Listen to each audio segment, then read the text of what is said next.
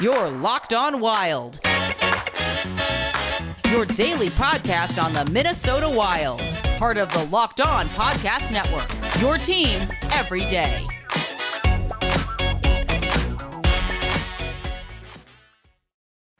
Winner, winner, chicken dinner. We get another nice, nifty win for the Minnesota Wild here this evening by a score of 4-3 in overtime. Seth Sopal hanging out with you after yet another great win for the Minnesota Wild. Just having a great time with this team. And was it a perfect game? No. But again, Wild got it done. They pick up the dub and improve to 4-0 on the season. A lot of great things to take away from tonight's game and some room for improvements, as we have seen over the last couple of weeks as well. This Wild team hasn't quite gotten everything put together yet, but they've still got plenty of time to do so. And as of now, it's just fun to see them take care of business without having the complete 60-minute game yet. They've come close, and they had some really good stretches here in tonight's win. But that's the whole thing, I think, with the NHL, is there are a lot of teams that are still just trying to figure it out and hoping that they can come close to putting together full wins at this point in the season. So if you've got any comments that you would like to throw in, any questions, we'll be happy to answer. Johnny Manziel popping in with Cam. And I think, Johnny, you will get your wish. I think the plan is for Capo to start against the Nashville Predators. And yeah, Cam has had a very uneven start to the season, I would say. He looked really good in the first two games of the year against the Kings and the Ducks. The game against Winnipeg, very, very up and down for him. And tonight, got jumped early on that first goal by the Ducks, and the couple others that he gave up after that are some that I think you'd like to see him make, saves you'd like to see him make every night. But yeah, I think we will see Kakkonen against the Nashville Predators tomorrow, and that's going to be a big start for Capo because, coming off of his season last year, I think a lot of people, such as myself, have pointed out that it seemed like a lot of Capo's numbers in wins came against the bottom four teams in the West. And when the Wild went up against some of those playoff teams like St. Louis and Colorado, that it seemed like he really struggled to match with those playoff caliber teams. So yes, Nashville seems to be a little down this season, but Nashville made the playoffs last year. And so that's going to be a big game for Capo, especially with a little bit of a rough go in the preseason, to see if he can put that behind him and can get off to a good start here in this season. I would say that the Wild will take what they have gotten from the goaltending position so far this year, with the caveat that there's room for improvement. And so we'll see if Capo is on his game tomorrow, and if not, it's going to be an area that I think the Wild will hope that can improve, because we saw it last year. Talbot and Kakkonen both went on runs last year after the season got started, so they're certainly capable of it. It just hasn't happened quite yet.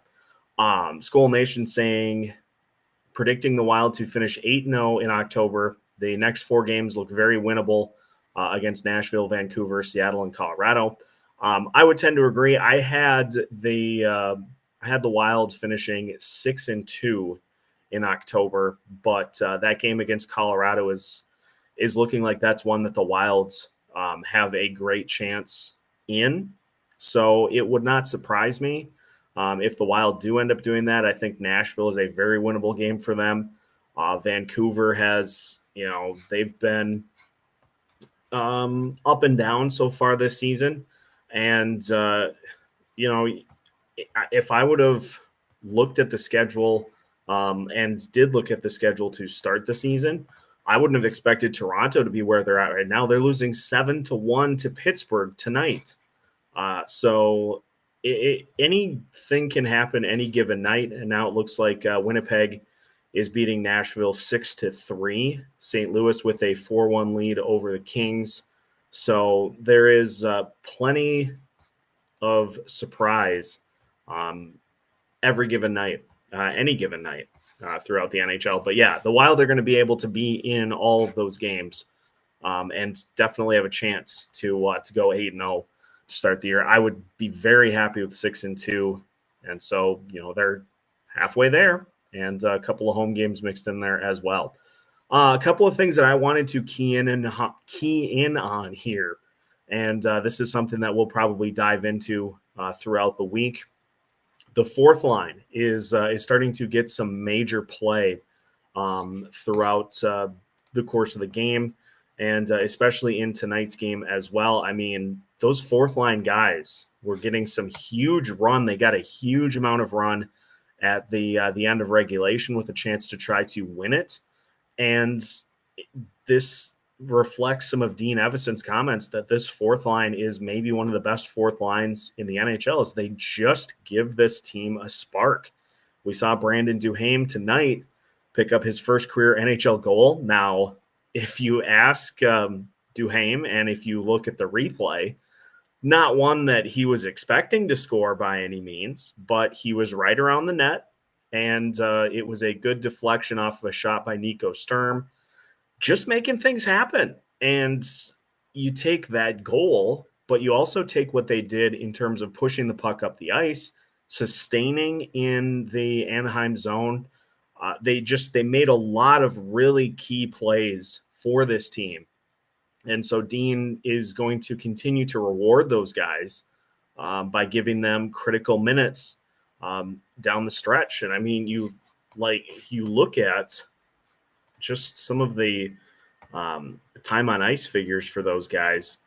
And I'm hoping that this is updated because I know ESPN was having a little bit of a problem. And yes, I know ESPN's not the greatest spot to use, but I mean, you're getting 12 shifts or 13 or 14 shifts from those guys. Sturm led the way for that fourth line with 10 minutes on ice, 10:48. Duhain had 9:38, and Buckstead had 8:47. Duhain had 5 shots on goal and a goal and a couple of hits in his time on ice. So I think he's starting to show, and has shown pretty much all season so far, that he's capable of more. We do need to give a tip of the cap. Nick Buckstead has looked much better this year.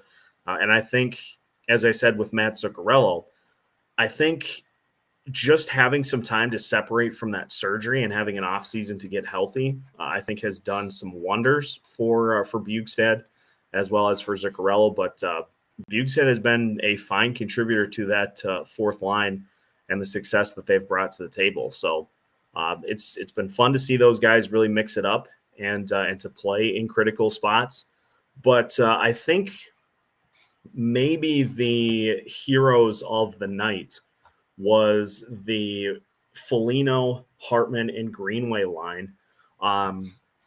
This was probably one of their better games of the season so far. And Marcus Foligno has been just sensational so far this year. He single-handedly set up John Merrill on his goal tonight, and several other chances in which Foligno probably should have had a goal himself. Ryan Hartman gets the game winner, and Jordan Greenway played a very nice physical game here this evening as well.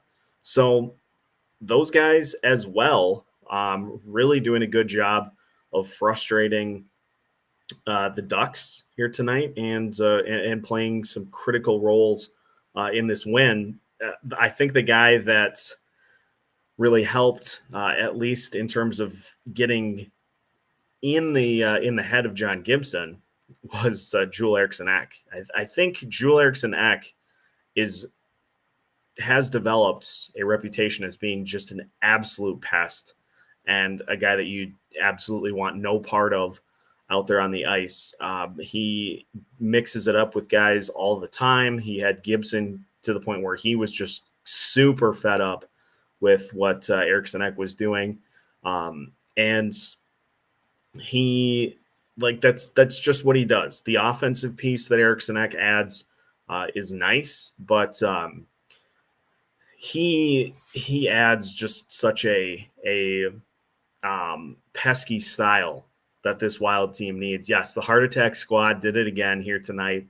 The other point that I forgot about Foligno, and I watched the replay of the goal at least 50 times, the Jared Spurgeon goal, and we'll talk about the defenseman getting involved here in a second. I watched the Jared Spurgeon goal. I don't know, for one, I don't know how Foligno got out of the way of that. And for two, I don't know how Spurgeon scored it. Like, threading the needle to that point in the goal, I have no earthly idea how that went in. But another winning play by Foligno to help set that up and to screen Gibson so that he didn't have a chance to see the puck until it was by him. Foligno, man, he's just doing whatever he needs to do in order to make sure that this team wins games. And yeah, maybe he does a little bit too much in terms of taking penalties, but at the same time, you need one of those guys. He just happens to be one that has started to show some real offensive upside. So I think, and there was mention made in the broadcast that he fights too much.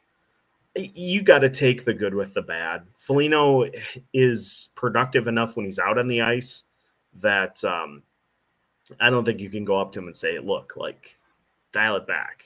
You don't have to fight as much as you do. Like, that's just a byproduct of his style out there. And I don't want to tell him to be less physical because this team needs that. So you assume that Foligno is going to take his share of penalties, and you just live with the production that he has on the ice, which is more than enough to make up for it. So the defenseman tonight also getting in on the action. Jared Spurgeon picking up a goal, and we've seen it's been a really good job by this Wild team, and I think Dean Evison has focused on this quite a bit in making sure that everybody's getting involved and is helping try to force the issue on the net. And so we saw it, with Spurgeon getting the goal. We've seen Matt Dumba take a lot more shots.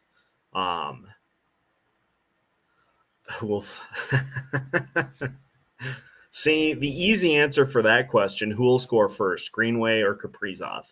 The easy answer would be Kaprizov. I still think Kaprizov will. So I'll take Kaprizov, but I don't know. It's been interesting because Kirill is getting so much more attention this year, and rightfully so. But I think Kaprizov will score before Greenway does. I think that's a pretty easy one. Ian, not the shutdown dominant game we were looking for. I think we do need to tip our cap to, although for a good majority of the game tonight, I felt like the Wild were the better team. But I think the competition, I think we're seeing the competition level has been raised. Now, I'm not giving the Wild a pass for the parts of the game that they played where they were incredibly sloppy. We saw a lot of turnovers on their own end again tonight, and so that is something that needs to be addressed and fixed. Also saw a couple of just really bizarre turnovers on line changes tonight. Zuccarello had one where he was trying to pass it across the top of the zone. And like I could kind of get the sense that Zuccarello saw that there was nobody there when he made that pass. And so you give him, 9 other opportunities in that same situation, and he probably just hangs on to it. But like that ended up being a very dicey turnover. And so it's like that was one that the Wilds kind of got lucky, didn't majorly hurt them. Then there was another turnover off of a change as well. So we're seeing, I think this team's still trying to put it together, put together the full package, like the full complete game. And we will see that at points this year. It's so hard to go up against a team and completely like dominate and shut them down. And so, yeah, it's still early, 4 games in. I'm trying to manage as well, not going like way over the top on what we see so far, but there is still plenty to pull away. I'll try to catch up on the comments here as they come in. Talbot continuing to worsen stat-wise. The Wild were still pretty dominant for the majority of the game. Ian, I agree. Although it's easy at this point in the year with only a handful of starts for the stats to look bad. But again, I'll point to the competition level, and now teams have the book on Kirill that they're going to need to try to slow him down. And so it's great that other guys have stepped up. It's great that bottom 6 is playing as well as they have. This is something that, if we get to a month or 2 into the season and we're continuing to have to try to win games 4-3 or 5-4, then yeah, we need to do something about the goalie position. But at this point, my alarm bells have not been raised too much, but yeah, it definitely bears watching over the next couple of weeks. Max, this team feels different. They're learning to play together and still managing to win. I agree there. This franchise has taken a shift, and it's by no coincidence that it happened with Kaprizov coming here. And it just is a team now that I feel like previously never had people that could take over the game. So having the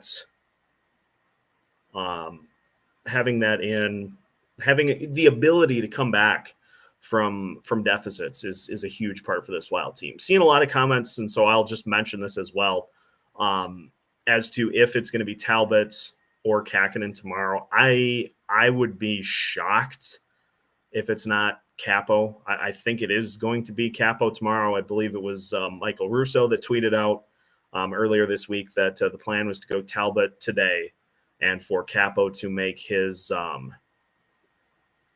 season debut tomorrow against Nashville, which, taking another check, Nashville is losing 6-3 to the Winnipeg Jets, which doesn't mean a whole lot, but because I don't think we'll see. Why can't I think of his name? I don't think we will see Juicy Saros tomorrow.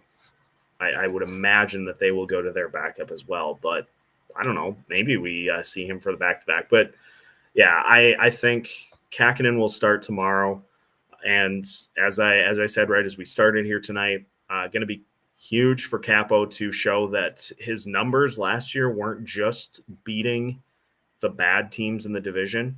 Some of those numbers against playoff teams concerned me last year, St. Louis in particular, but against the Avalanche as well. He did not do well against those teams. And so this is a big start for him to get the season started and show that he isn't just like one of those goalies that puts up good numbers against bad teams.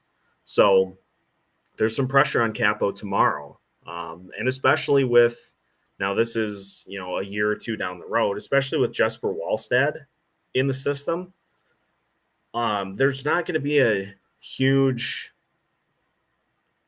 necessity to bring Kähkönen back if he doesn't show that he can consistently win and beat any level of competition on the ice. So I think it's a really big start for Capo tomorrow, but I think he will do fine. And I think this Wild team, I'm not going to say it'll be a decisive win, but I think they will win again tomorrow too. Whether or not they lead until the very end, a win is a win, and so it'll be interesting. It's going to be interesting to see how things play out in tomorrow's game. Another comment here: a lot of goals go over our goalie's shoulders with the butterfly style. Yeah, I have noticed that too. The Wild got lucky as well with the one that bounced over the top of the net, and it seemed like there were a handful of times tonight where Talbot just did not have a good eye on the puck. But then again, John Gibson had the one that went off of Brandon Duhain's skate into the net. So I guess it's just one of those things that evens out. As I learn more about the old world of hockey, it seems like there are bounces that just tend to even out for teams throughout the course of the game and throughout the course of the year too. So just one of those weird oddities. I think since we have a game tomorrow as well, I think we're going to wrap up for tonight's post game. But again, standout players tonight. I'm going to go with Marcus Foligno for sure. He was just everywhere in this one tonight. Helped John Merrill get his first goal of the year for the Wilds and was just absolute chaos on the ice. And shout out as well to the fourth line for doing a really good job with the opportunities that they had, including at the end of the game, an opportunity for them to try to go out and win it for the Wild. They couldn't in this opportunity, but there will be a time where that fourth line will be out on the ice in a critical situation, and they will end up winning it. I know I'm not happy about the bye week for the Vikings either. So going to try to get a few things done and then hunker down for what will hopefully be another Wild win tomorrow. So that's kind of my plan. But make sure to follow Locked On Wilds everywhere. I'm trying to get a lowdown on all the platforms in which we exist so that we can make sure that it's easy for people to follow, on any particular platform that they use. But, YouTube, Facebook, Twitter, Instagram, the big ones, as well as Apple Podcasts and Spotify. We'll have a game warm-up for you tomorrow where I will tee up a little bit on Capo Kakinen, expected to get the start, as well as diving into a few numbers that the Wild have showed so far this season. So thanks for everybody tuning into tonight's live post game as the Wild make it a 4-0 start to the season with a nice 4-3 win in overtime here tonight. We'll catch you tomorrow for yet another game as the Wild host the Nashville Predators. And yes, as is mentioned by Swerve 951 here, Seattle Kraken tip off shortly in their home opener, going to be an absolute riot. So going to check that out. We'll talk about that and plenty more tomorrow for yet another edition of Minnesota Wild Hockey. Until then, have a great night. See ya.